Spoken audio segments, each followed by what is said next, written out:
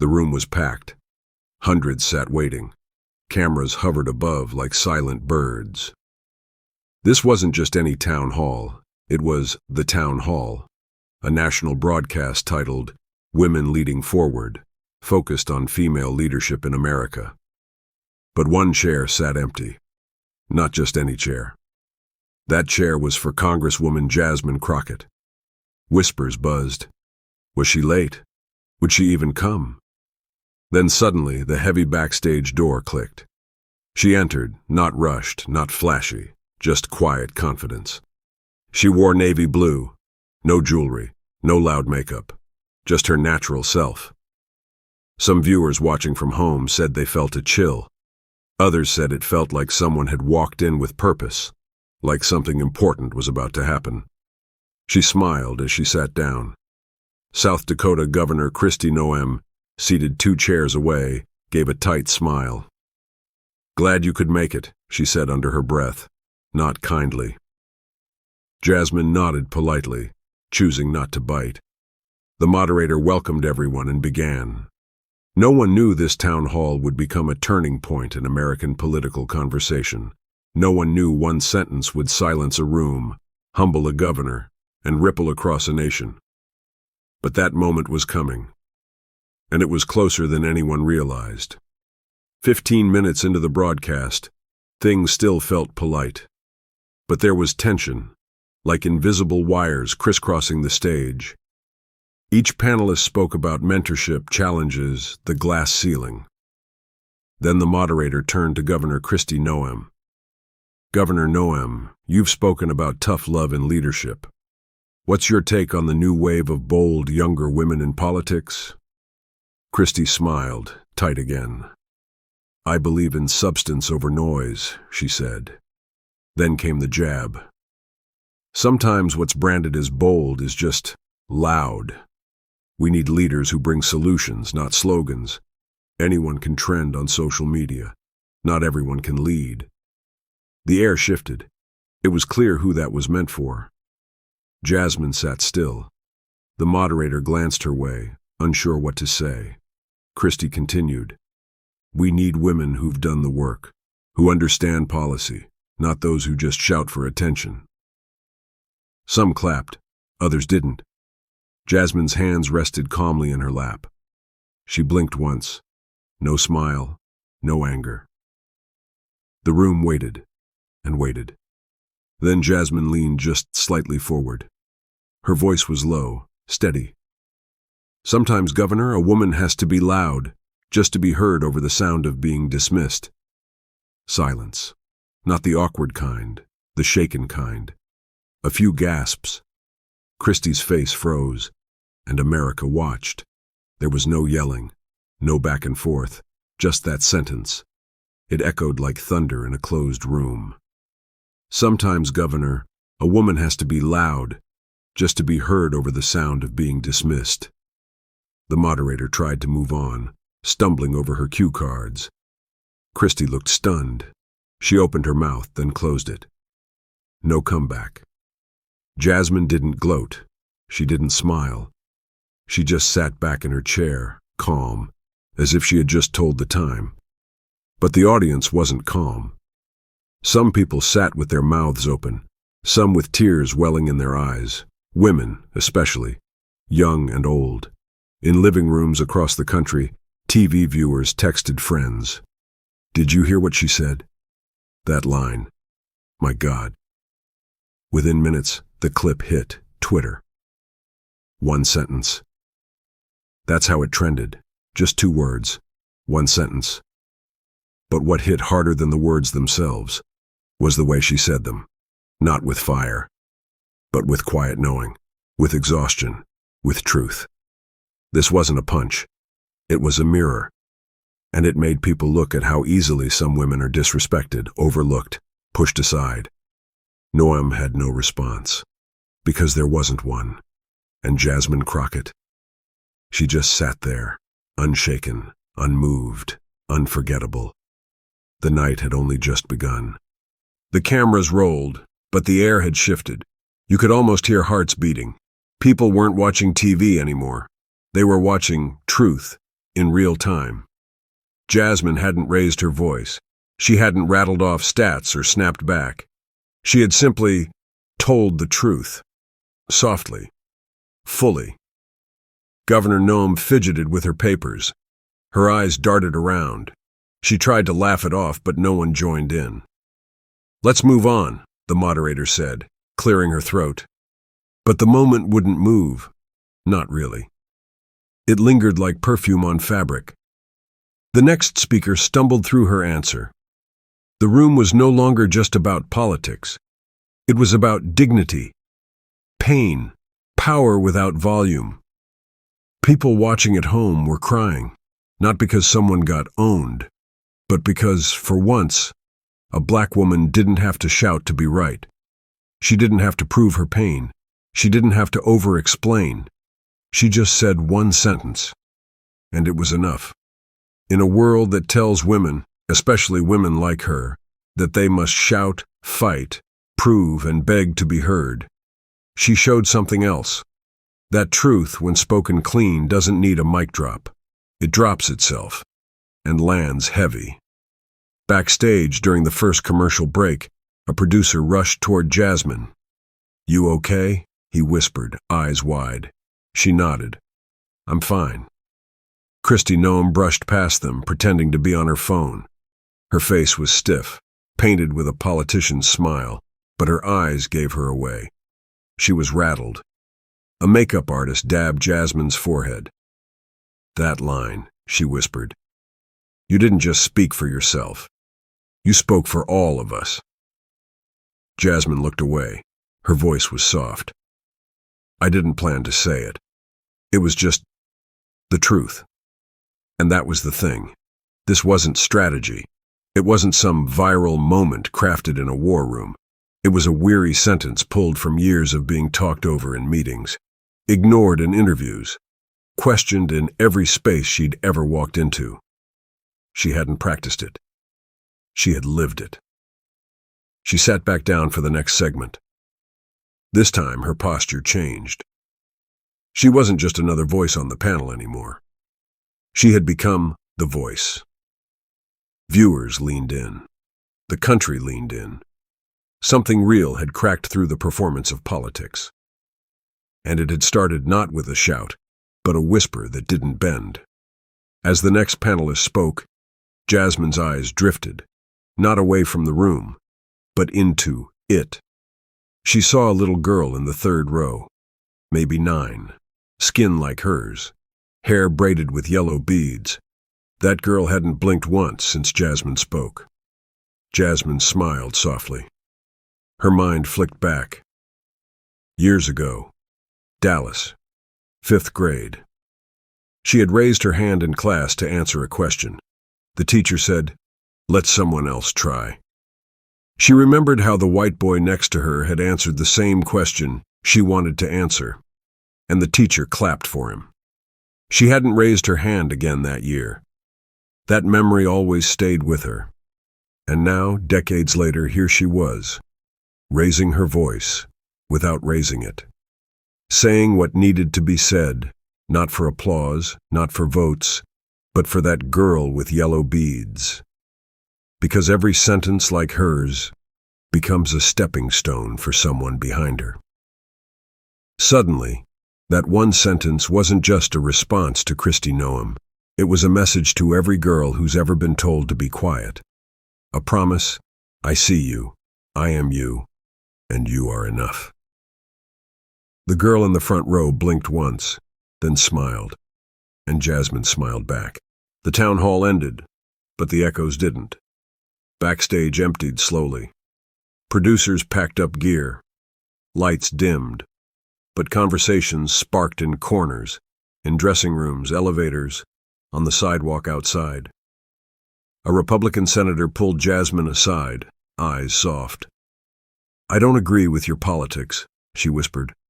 "But what you said tonight, my daughter needed to hear that." Jasmine nodded, surprised. "Thank you." More whispers followed, from staffers, from camera crew, from strangers. That line, "You said it for me," my mom called crying. She hadn't expected this. She'd come to speak truth, not to cause a wave. But waves don't ask permission. They crash when they must. Meanwhile, Kristi Noem left through the side exit, her press aide shielding her from questions. The media wasn't focused on her anymore. They were focused on one clip, one moment, one sentence. By midnight, the clip had been viewed 3 million times. By sunrise, over 12. Jasmine woke up to texts from people she hadn't heard from in years, old classmates, former teachers, her childhood neighbor, Miss Ruth, who was now 84. "You did good, baby," one read. But Jasmine wasn't celebrating. She sat in silence, hands folded, because she knew what was coming next. The backlash came quietly. Then suddenly, headlines twisted her words. Crockett goes off on Governor Noem. Jasmine Crockett attacks fellow woman leader on live TV. Noem silenced by rude Congresswoman. Rude. That word followed her all her life. Not smart, not passionate, not direct, just rude. Some pundits on cable news tried to reframe the moment. They accused her of being divisive, of making it about race, of disrespecting a sitting governor. Jasmine didn't respond. Not publicly, but in private, the weight pressed heavy. She sat alone in her apartment that night. No lights on, just the soft hum of the fridge. She scrolled through hate-filled messages. "You're a disgrace." Loudmouth. "Go back to where you came from." She closed her eyes, then opened her inbox. Another folder. Messages from black girls in high school. Messages from mothers, teachers, nurses. One said, "My 10-year-old daughter asked me what your sentence meant. I told her, it means we're not invisible anymore." And she cried. That one made Jasmine cry too. She put her phone down. She didn't ask for this moment. But now it was here. And she would carry it, not just for herself, but for every voice still waiting to be heard. 3 days later, Jasmine visited her father. He sat in a small brown recliner, worn from years of Sunday naps and political documentaries. He was a quiet man, a man who didn't say much unless it really mattered. She handed him coffee and sat beside him. Neither of them spoke for a while. Then he cleared his throat. "I saw the video," he said. Jasmine looked down at her hands. "I didn't mean to stir up all this." He chuckled, low and warm. "You didn't stir it," he said. "You shook it. Big difference." She looked at him, surprised. He leaned forward. "I spent my whole life learning how to stay quiet in rooms that didn't want me in them.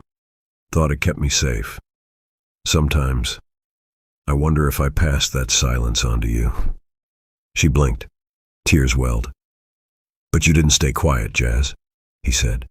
"You spoke, calm, clear. Not for applause, not for them, but for you." He looked at her directly. "And for your mama." That broke her. Tears ran freely now. He handed her a tissue, and with a soft voice he added, "You gave her voice back too." Jasmine held his hand, and didn't let go.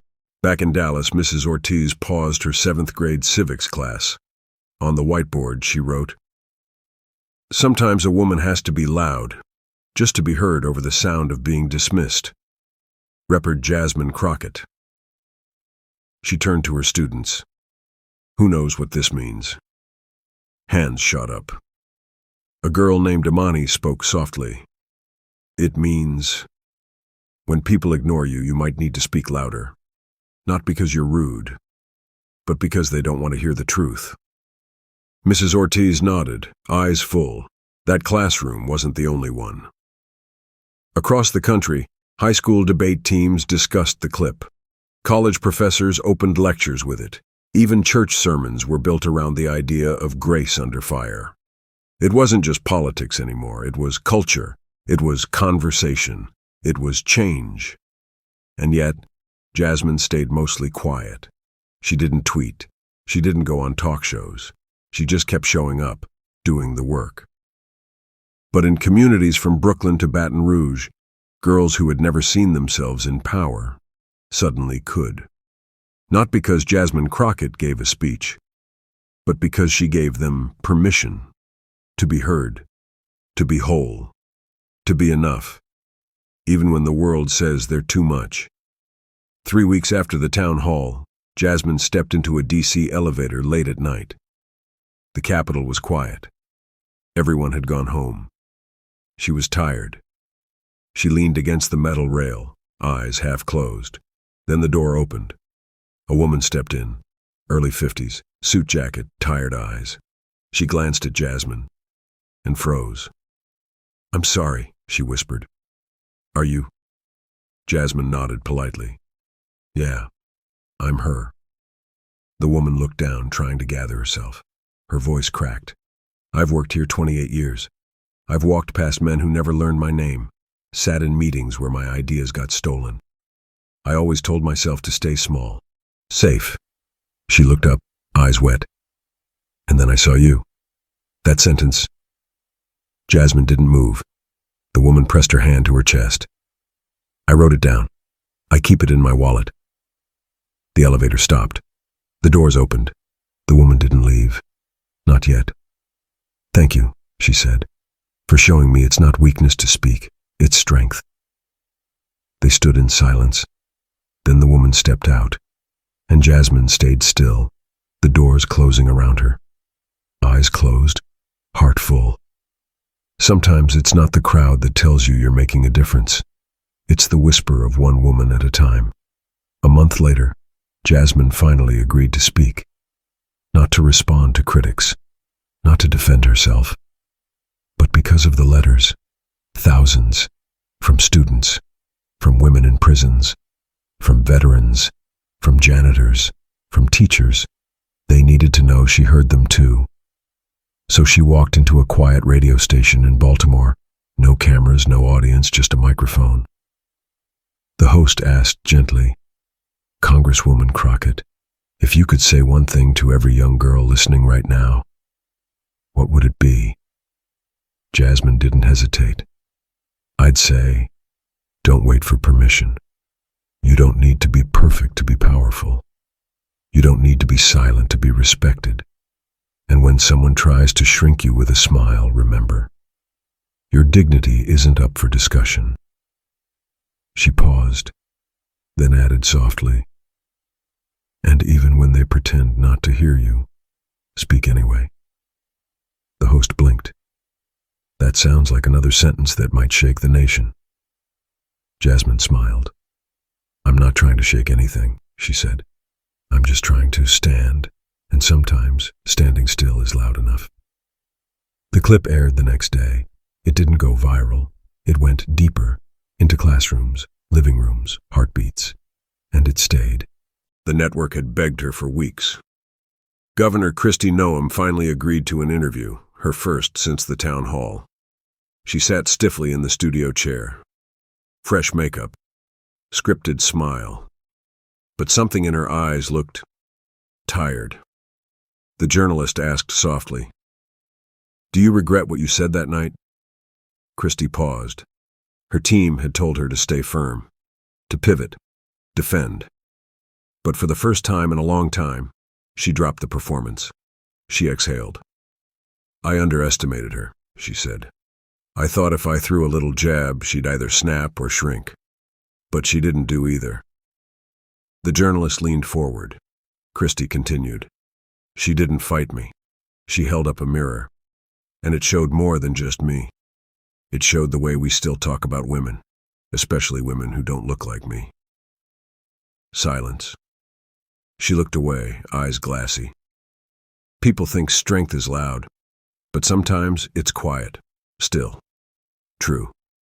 That sentence, it cut through me, not because it was angry, but because it was right. The network cut to commercial, but across the country, viewers sat stunned.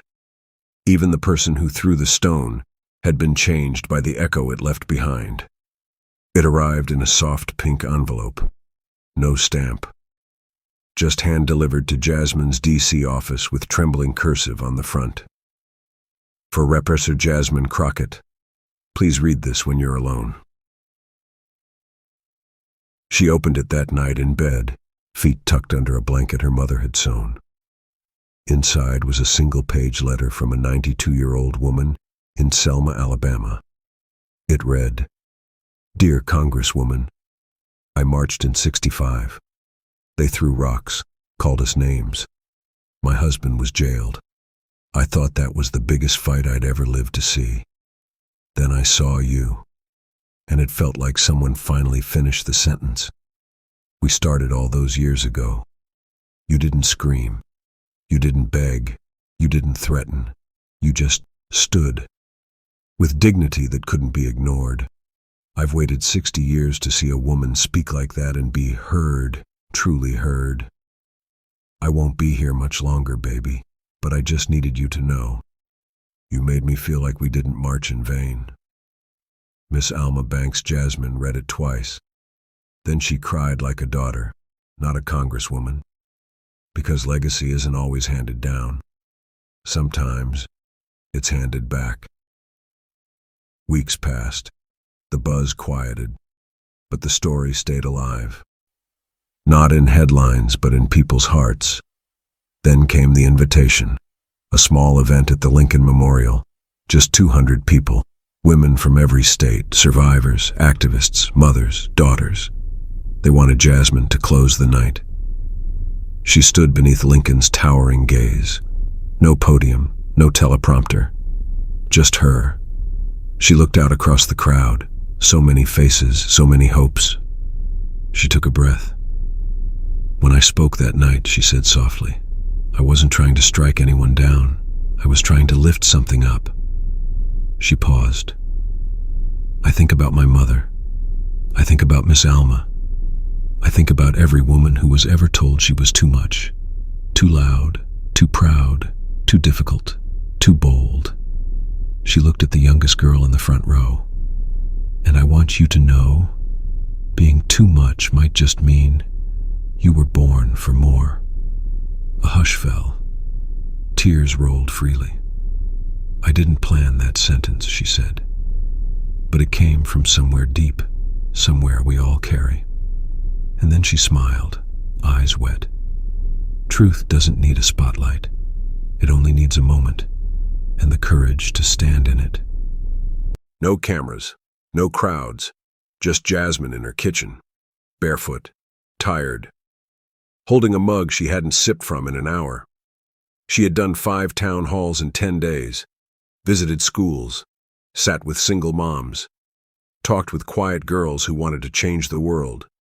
She smiled for them all, gave them hope, lit up every room. But that night, in the quiet, she cracked. She leaned against the counter. Her breath caught. Then the tears came. Heavy. Hot. She wasn't crying because she was weak. She was crying because she had carried too much for too long. Not just her own story, but everyone else's too. All the girls who had whispered, "Thank you." All the women who had said, "You gave me back my voice." All the people who saw her sentence as their own. It was beautiful. It was crushing. She slid down to the floor and let it all fall out. Then, after minutes that felt like hours, she wiped her face and whispered to herself, "You're allowed to break, just never back." She stood up, because the next day she knew someone else would be watching. 6 months later, a school principal in Detroit unveiled something unexpected. A bronze plaque set into the school courtyard wall. It read, "Sometimes a woman has to be loud, just to be heard over the sound of being dismissed." Represser Jasmine Crockett. The students clapped. Some cried. One girl placed her hand on the words. "That's what I feel every day," she said. "Like no one's listening unless I scream." The principal nodded. "Now you know someone did." Similar plaques started popping up. In libraries, in city halls, even in a hospital waiting room in Mississippi where a nurse said, "We fight every day to be heard." And now, someone finally said it out loud. Jasmine never asked for that. She didn't need to. Her words had already left her lips and landed in places she'd never step, but where they were, needed most. The sentence wasn't just about politics anymore. It had become something else, a promise, a shield, a sisterhood, a spark in places where women felt small, unseen, or told to shrink. Jasmine didn't start a movement. She remembered one, and gave it language that could finally be repeated with pride and power. The White House, an event honoring voices of courage. Jasmine stood in the back of the East Room, wearing a simple black dress. No entourage, no flash. The president took the mic, then paused. "Before I begin," he said, "there's someone here who reminded this country what dignity under pressure looks like." He motioned to her. Everyone turned. Jasmine's heart raced. He quoted her sentence. The room erupted in applause, not wild celebrity applause, but deep, slow respect. Tears filled her eyes. She didn't want this to be about fame. She just wanted to be heard. But in that room, surrounded by senators, students, activists, and mothers, she realized something. Her sentence wasn't famous. It was free. It belonged to every woman. Now, every time it was spoken, it reminded someone they mattered. She smiled, not for the cameras, for herself, because the loudest thing she ever said didn't need to be screamed. It just needed to be true. And that truth would echo forever. If this story moved you, if it made you pause, or made you cry, if you saw yourself in Jasmine, or in her sentence, like this video, share it with someone who needs to hear this. Comment below. Tell me, what is the one sentence that changed your life? Subscribe for more stories that carry truth, hope, and healing. Because sometimes one voice, one sentence, is enough to change everything. And maybe today, that voice is yours.